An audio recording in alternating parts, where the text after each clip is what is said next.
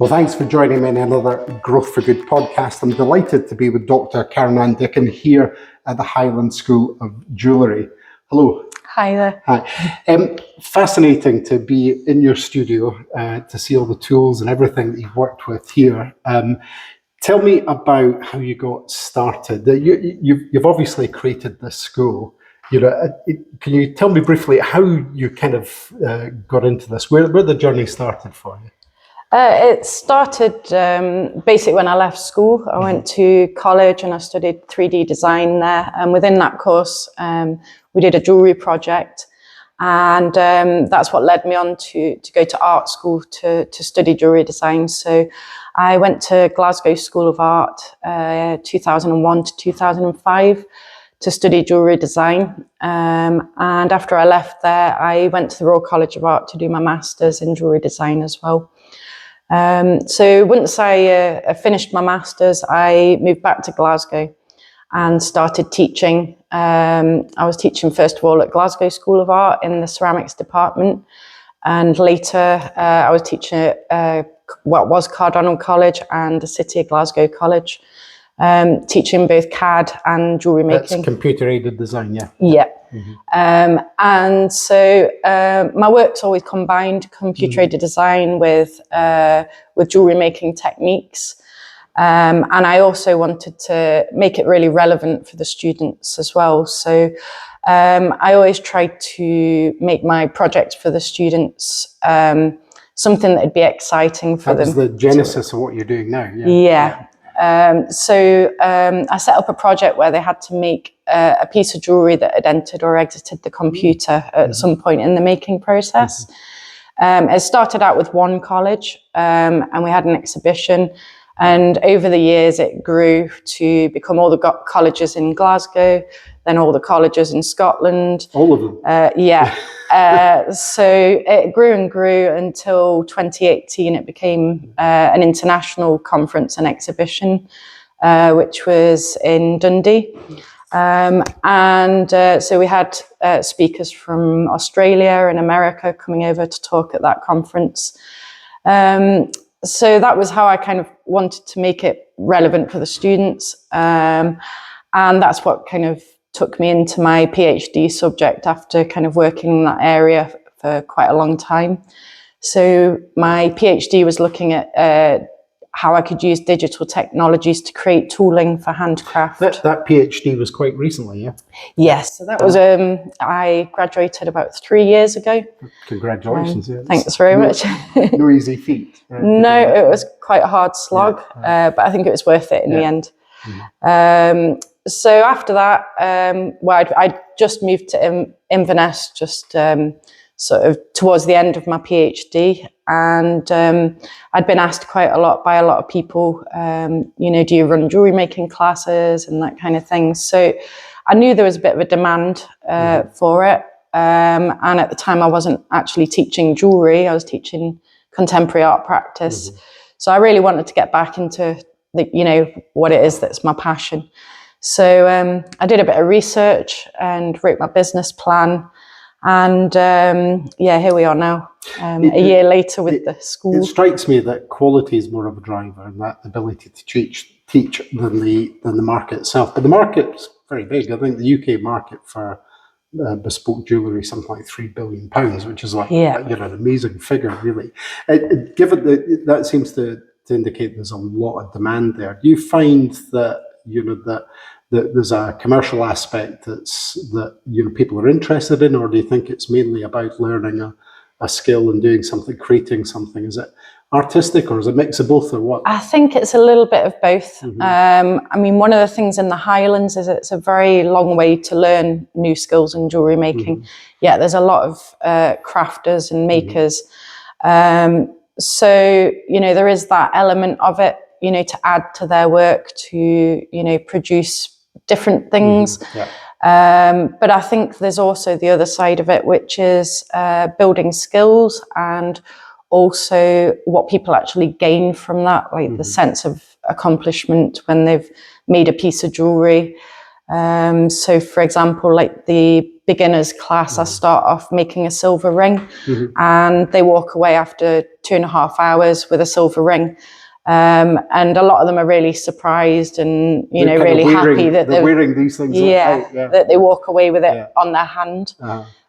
So it also kind of builds confidence and a sense of accomplishment within the people that. And do you see that from them? Do you see that kind of like that glint, or indeed the bright smile when they're taking it away? Is that something that it happens a lot? Yeah. Does that give you a lot of satisfaction? Definitely, it's a big part of teaching and what I do. And so I've kind of touched lightly on some of your values there, but you've got quite strong values in terms of the way you run the school and what you're doing with materials and things. Tell us about that. So obviously jewellery design is very expensive kind of thing to pursue. So there's a few things that I do to. I didn't look at the gold or silver markets. What's the cost like in those things? Oh, it's going up and up. So silver's doubled in the last couple of years, doubled in price. There was an article on TV the other day about gold is like highest that it's been for a long time. So what kind of materials would you use here for training? And I will come back to those values things because I do want to hear that. We use all sorts of materials. A lot of copper and brass for beginners levels. We use sterling silver. Sometimes we have master classes that might use 24 karat gold for things like Kembu and things like that. But the way we sort of juggle the fact, jewellery design is probably one of the most polluting crafts out there. If you look at gold extraction and the nasty chemicals and the way that it pollutes the environment and the people that are around the mines. So you tackle that in your school here, don't you? Yeah. So what we do is we keep all of the dust, any sweepings, any sandpaper, anything that's touched metal, goes into a big bag, and that all gets recycled and the metals all get extracted. So even the floor sweepings go into this bag, so we don't lose any precious metals. So you can separate all of these things and actually reclaim them so you can use them again. Is that a difficult process, or is it? No, I use a company called Master Melts that come and pick up the all the scrap, and then they separate it all. So it's a good thing to do because it's a very polluting industry, metal extraction. So you've tackled that here in the school. What other values do you bring to it? A lot of our furniture in here is reclaimed. So when I set up the school, jewellery benches are very expensive. So what we did was myself and my colleague Thomas built all the workbenches ourselves. And they're quite substantial. So there's 4 workbenches which were reclaimed stable doors from a horse stable. Fantastic. And the benches behind you here, these are all reclaimed fence posts that were salvaged from a bonfire heap. So the only bit of wood I actually paid for was the workshop bench in here. The rest of it's all reclaimed wood that we managed to kind of put together, and then we spent about 3 months building the benches. It's a great concept, and actually when you see the furniture, I suppose when you look at it closely you can start to see that in the build, but you wouldn't know it at first view. It looks like something that's been professionally formed. Certainly like my memory of old school furniture anyway, it looks like that. So you've done a great job of that. So what, in terms of, we mentioned those, that thing about people going out with a sense of they've created something and so forth. When you're teaching people jewellery, what are the steps that they have to go through? If somebody was coming here, as a brand new student, what would they expect to find and be told about right away? Well, first of all, health and safety is quite a big thing. We've got a lot of we've got a lot of tools, a lot of dangerous equipment. So I'll always speak to them about that kind of thing first of all. And then we usually just get straight into it. But I guide them through each step. So it depends on what the class is. But if it was, say, a silver ring making class, which would be a kind of beginner's level, I'd talk them through the tools, the equipment, the workshop, and then we'd get straight into it by measuring their fingers, cutting the metal. I would demonstrate and show them how to do soldering. And there's other chemicals we use, like pickles, which is kind of acids and things which we need to be careful with. So I speak them through that. And then I show them how to form it, how to form the ring, and how to file and polish and to finish it off to a kind of high standard. So I taught them through each step of the process. And each step of what the health and safety might be for the specific tools that they're using. And do you find that you're identifying people all the time who are kind of uniquely talented? Or yeah, I've got some really good students at the moment who are progressing through the different evening classes, and there's some really talented people that have joined the courses. Just to give me an idea, what kind of walks of life do they come from, your students? It can be completely variable. So they're all ages? Yeah, I mean, I think the youngest person that's been on my course was maybe about 17, 18, and one of the oldest people's 75. So it's a huge age range. I have males, females, probably a few more females than males, but yeah, a mix of all walks of life. And what kind of, the people that are, you talked about that wide age range, so they can't all be retired people. You've got some, I suppose, but people doing this as a kind of doing the working day and then coming in afterwards. Yeah, I've got a wide range of people doing that. We've got an A&E nurse, we've got a hotel owner, all sorts of different jobs that they do. Quite a few teachers actually come to the classes. So yeah, they go out and do their day job and then come here in the evenings just to relax and to make something. And well, you talked about relaxing there. Is there something about the level of kind of concentration and the ability to work with your hands and build something that appeals to people in terms of coming to the class? Yeah, I think so. Does it take them away from their ordinary day? Yeah, a lot of them, they come in the evenings, they have a good laugh with each other. We'll make a piece of jewellery, and then towards the end of the evening we're all sitting and sanding and filing, and a lot of them say that, the repetition of sanding a piece of jewellery is where they kind of sort of go into a kind of meditation, but it also gives them chance to chat about their week and things like that. So is it quite a fun environment? Is it, people have to concentrate and they've got tools and things, but is it still quite easy for folk? Yeah, it's not a serious environment. Obviously we take the tools seriously, but we have a good laugh as well and in our classes. So yeah. So you haven't done all this on your own. You've relied on the help, support, inspiration possibly of other people. Who would you list as being those who've either inspired or helped you along in the journey? I think definitely number one, my colleague Thomas Lacroix. He of the building the desk. He helped me from the very beginning. No questions asked. He was just in there building benches for about 3 months, and helped me move into the school and set up all the equipment and things. I couldn't do it with Thomas. He's also teaching a few classes here as well. And aside from that, after I'd actually got the school set up, we were in a workshop up the stairs, which was quite small. This is at the Creative Academy where we're doing this, having this conversation just now. We're in one of the studios there. So you were upstairs in the Creative Academy. Yeah. We needed a bigger space. So when this room came up and became available, we moved in down here. It was probably about 6 weeks ago now. And so other people that, I'm really grateful for is a lot of my students have been very, very supportive. On the actual day that we did the move, probably about 8 or 9 of them turned up to help me move. Which was amazing to get that kind of support. Do you inspire that from people? Do people kind of just lend a hand without having to be press ganged, or I think possibly.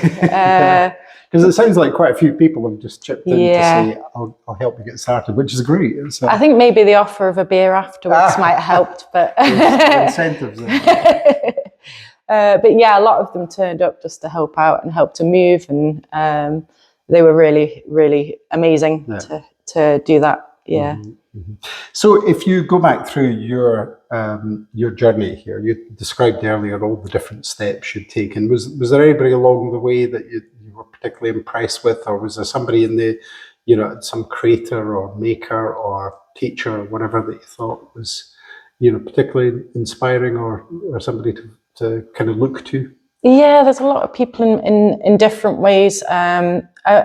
In terms of tutors, my college tutor, Alistair Brown, was really inspirational. He was running a kind of flagship course in Nottingham. And I also think he was a jeweller. There was other people along the way, Roger Miller, who's a silversmith, and Jack Cunningham, narrative jeweller. From Glasgow, they were both teaching at Glasgow School of Art. When I went to the Royal College of Art, I was taught by David Watkins, who was one of the lead inspirations in the 1960s jewellery movement. Mm-hmm. And then also in terms of contemporaries of mine, one of my best friends, Alice Palmer, she's a fashion designer, and she's done things for like Topshop and ASOS and things like that. Mm-hmm. So I've done a lot of fashion shows with her. She's always sort of used my jewellery in the catwalk shows. So, places like London, New York, Paris, that kind of thing. And you've got some fabulous designs that you've created yourself, and people watching the video of this podcast will be able to see those in the background of our chat. But I just want to talk for a second or two about your setting up of the business. How challenging was it? Was it something that was quite easy? Did you get some, was there financial help or assistance you had to go and get to help you? What was that like? I didn't find it too difficult. It was just about putting things in order.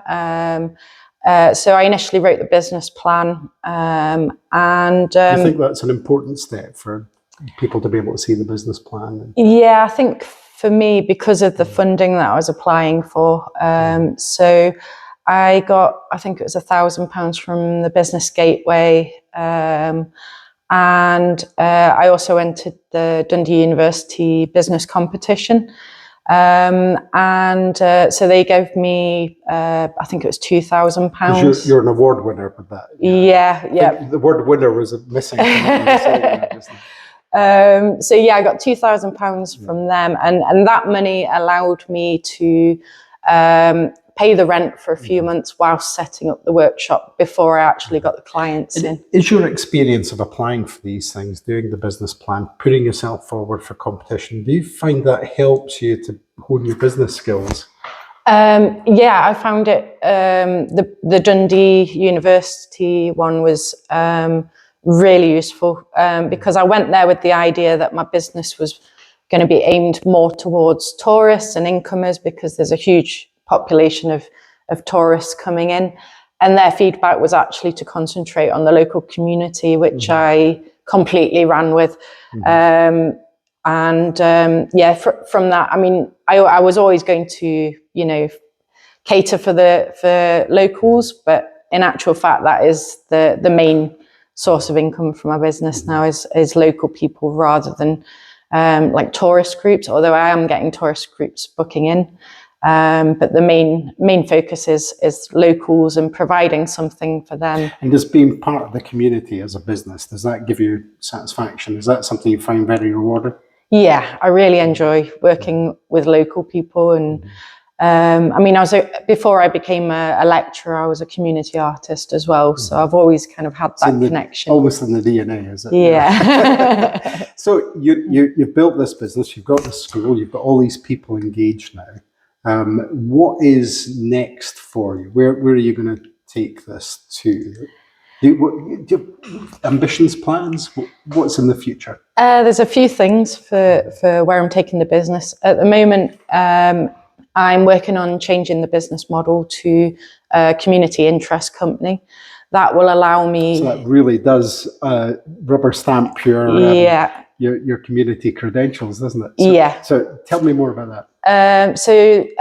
That'll allow me to apply for more funding to run more workshops. At the moment, the evening classes, people pay for them, but it will mean that I can deliver more to people that might not necessarily have the funds to join one of my classes. And you're giving more back as well, though, aren't you? Yeah. It's not just about bringing more money in. I think some important people understand that when you've got a community interest company. So I'm also, I'm in talks at the moment with the Richmond Fellowship. I'm going to be running workshops with them. Other plans that we've got is I'm going to have a makerspace set up in the other side of the room. So that'll open up to the community as well, and it'll allow locals in Inverness access to things like laser cutters and 3D printers, which I think is something that Inverness doesn't have.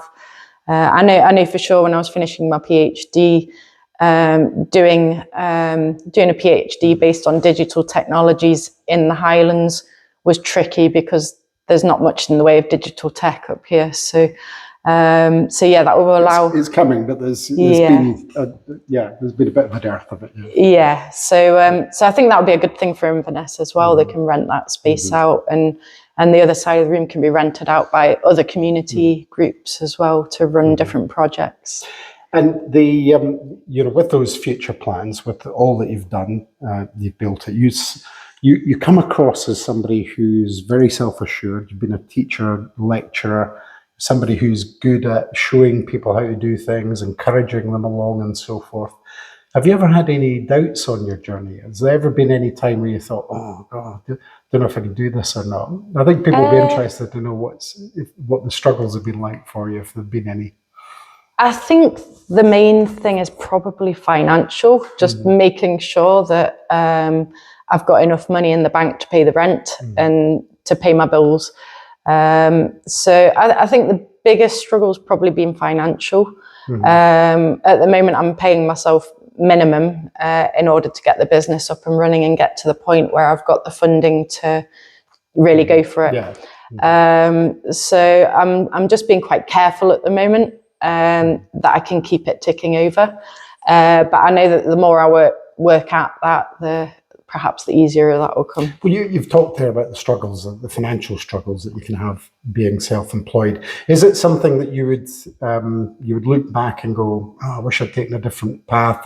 I could have been this really highly paid educator doing this thing," or is there a real benefit in carving your own future in this way? I think there's definitely benefit. What you get out of being self-employed is a sense of achievement. And I think within education at the moment, there's a lot of financial difficulties going on across the board, across colleges and universities. So it was the right time to take the plunge and to go self-employed. So no regrets here? No, not at the moment. On the right road.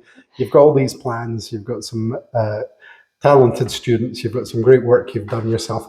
Are you going to develop your own, your own jewellery further? Is that a plan that you have, or is it all about the school? Yeah, it's always a plan. At the moment, the school comes first. I've got hundreds of ideas going on my head about my own kind of jewellery and what I want to do with it. But at the moment, it's the most important thing is to be providing courses. So a lot of the things that I'm making at the moment is to photograph and to sell courses. But I have started working on my own work again. But maybe in a few years' time, once everything's up and running and perhaps I've employed people into the business, then I might get a little bit of time to make my own work again. And if you look forward to 10 years into the future, what's your vision for the school and for everything else that you're doing?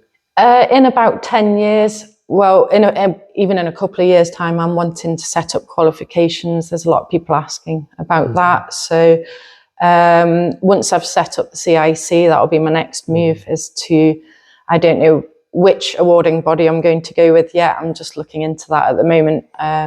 But that'll be my next step, is to set up qualifications for people. There's a lot of students asking for that at the moment. So, is there anything, just looking back over, what you've done with the school and so forth, again, it comes across as very much something you've planned. You've done the business plan. You've taken all these steps. You've known what you're doing every step of the way. Is there anything you would do differently with the experience you've got now? I think I probably would have done it 10 years ago. So you would have brought it forward. It's that much fun. But I can't dismiss the teaching experience that I've got, because I've been teaching in colleges and universities for 18 years, and I think that's what's put me in a good position to be where I am now, running a school. Dr Karen-Ann, thank you very much indeed for speaking to us on the Growth for Good podcast. You can get more podcasts online, either on YouTube, Spotify, and the usual places where you can find them from Growth for Good. I hope you'll join us next time, and thank you again for watching and listening.